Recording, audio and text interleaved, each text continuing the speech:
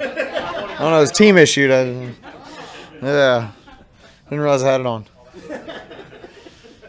Chris, how important can the first preseason game be just to let the starters kind of get the cobwebs out and get used to the flow of things? Yeah, I think the expectation for them is to have clear communication in the huddle, substitutions in and out, being really crisp at the line of scrimmage.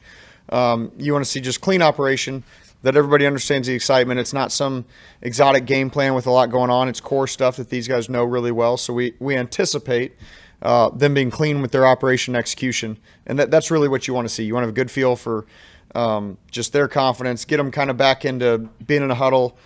Something's on the line more so than practice, you know. So that's really what you're looking for from the ones early on. You talked about, John. You talked about Ridley a lot, but do you feel like you now have a feel for everything he brings? And if so, does that expand what you can do?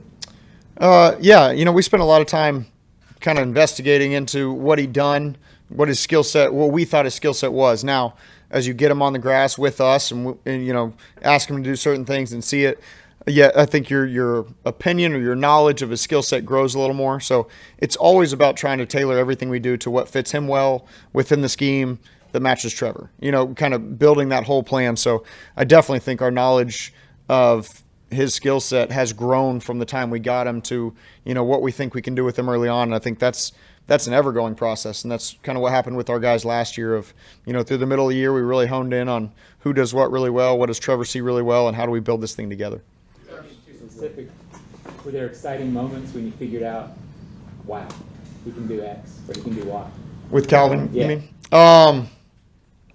Yeah, I mean, I think just seeing it in person and feeling the power that he comes off the ball with and how much it scares people, you know, DBs, from us standing there in routes on air 20 yards away from him and running right at you. I can get where that would be a terrifying feeling if you're a defensive back and you got to cover the deep third. So I think just getting to see that, feel that from him, and then, you know, the ideas are kind of flowing through your mind at that point of what you could do with this guy. It seems like Jacob Harris makes one pretty good catch each practice. Elijah Cooks went up and made a good one yesterday. You guys already have had Kendrick Pryor and Tim Jones kind of in the program. So is the,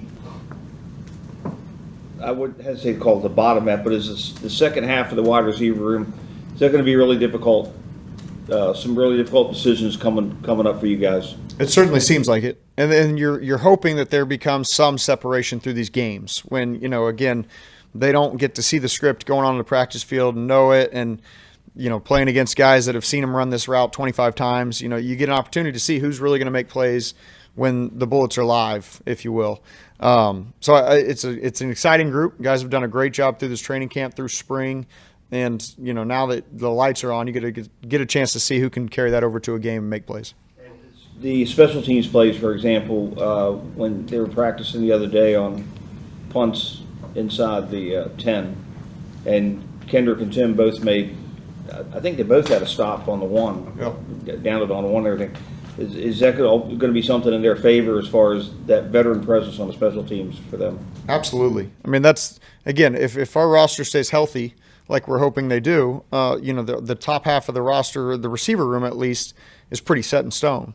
So you want to see kind of who can contribute on game day, who gets the jersey on Sundays. And a lot of times that comes down to, you know, if our fifth receiver's playing 7 snaps on offense, well, Heath could use him for 25 snaps on special teams, then that's the more valuable position in that role. So the guy that makes plays on special teams is going to have a huge impact on whether that person gets a jersey on Sundays or not. For a guy like Garrett Prince, who's made a lot of plays out on the practice field so far through camp, how important is it for him to carry that over into the preseason? Yeah, you just want to see that their anxiety doesn't rise just because, again, there's a scoreboard now, and we're playing against a new opponent. So it's never going to replicate the regular season or the playoffs, obviously. You know, everything gets amped up as it goes. But from what we've seen from Garrett, you just want to see that carry over. And last year I thought he had a good preseason. And that kind of raised some eyebrows for us of just, all right, this guy can continue to do it. Had a good year on the practice squad for us making plays. So our expectation of him is that he can perform at this level. Now you want to go see it against a new defense, like I said, and just see it continue to carry over and continue to grow as he moves closer to the season. Some of the players talked about Trevor, too, about he needs to start fast. The offense needs to start fast. So if that first group doesn't go down and score right away, is that a concern? Or is it more about the, like you said, the being crisp and getting it out of home, not having all those other mistakes? Yeah, you certainly, again, it's core stuff, so we expect them to know it well and inside and out, and you're really evaluating the operation. You want the operation to be smooth. Now, we anticipate if the operation's smooth with the guys we have that we're able to move the football. Whether that results in a touchdown or not, obviously you're hoping it does. And that's the biggest part of it, but I would say the operation is the number one thing you're evaluating. You want them to have success, and we'll continue to kind of push them through that as we go and see where the game takes us, at least early on, for those guys. Have you seen any indications in practice that is happening, that you get a good feel that they will be able to start faster in games, Trevor in particular, too? We try to create that. Yeah. We try to create that, but there's certain times where, there's certain days, depending on what the day is in training camp, that we start and it's third down day. And there was a couple of days we started training camp early, and we had 54 third downs throughout the day. That was it.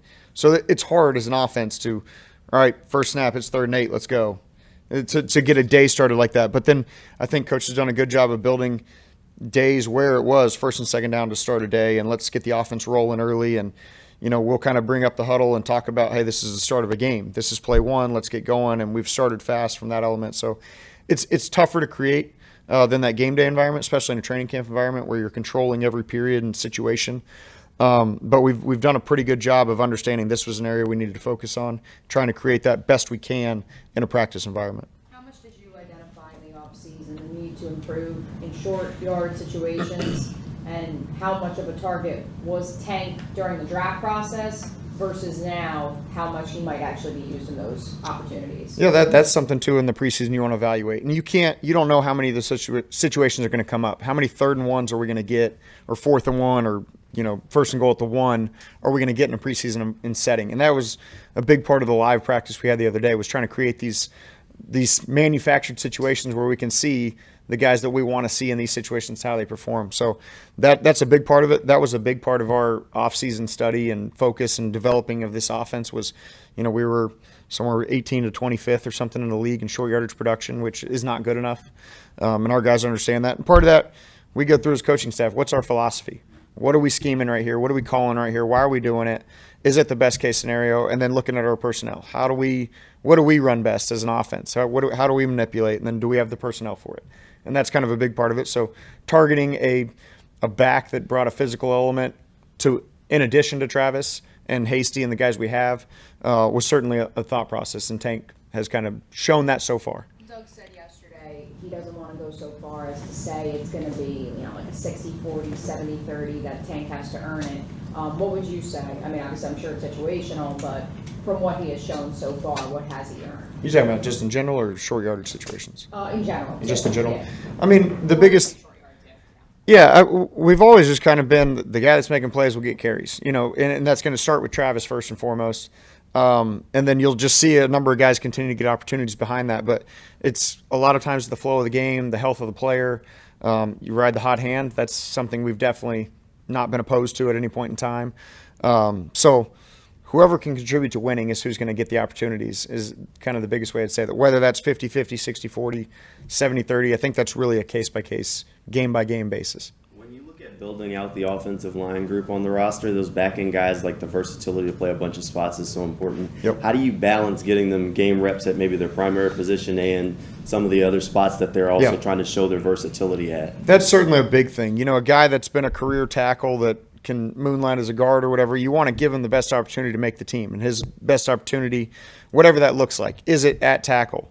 Well, we don't want to pigeonhole that player as we get into it either. Like, he's only a tackle, and if he doesn't make the roster tackle, he can't make it. So we kind of explained to them early on, Coach Roster does a great job of, your availability for this team is going to hinge on you being able to play multiple positions. So it's to your benefit that you learn how to play left guard, right guard just as well as you do tackle, just of where you are in competition with the roster spots. Now, ideally you make the roster, you're their starting right tackle for the next 15 years for the Jags. That's kind of how it goes, but you got to earn those opportunities, and sometimes you earn those opportunities playing out of position, if you will, to continue to get traction, I guess.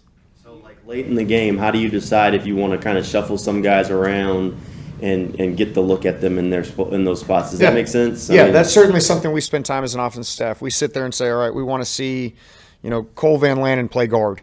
Okay, how are we going to create these opportunities? What do we want to see when he does play guard? Do we want to run some pin and pull schemes? Do we want to, leave him one-on-one in pass protection to get an evaluation? Because this is really the first time you're playing somebody else and there's something on the line. You get a real chance to evaluate how they play when the lights are on.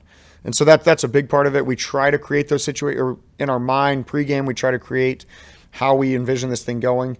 And then within the flow of the game, there's times where, maybe you only have 6 available linemen, and so-and-so has to play left tackle, so-and-so has to play right guard, whatever that is, just to kind of get you through the game, I guess. And other assistant coaches, those guys that are fighting for those spots, do you guys have favorites? Like the guy that you're really rooting for. You don't want to admit it to anybody, but you got that guy in your mind. I would bet you everybody probably does in some way, shape, or form, but nobody would admit that. Ultimately, I can promise you, the entire staff, all we want to do is win. We want the best guys that give us the best chance to win. So you try to put any of that aside if you have a certain affinity for a certain player, whatever that is. Does he give us the best opportunity to win on Sunday? Because that's our obligation as a staff to this organization, is to do everything we can to put the best possible winning combination of players out on the field. And however that works out, it's how it works out. But we do our best to eliminate the personal side of this thing just to make the best business decision.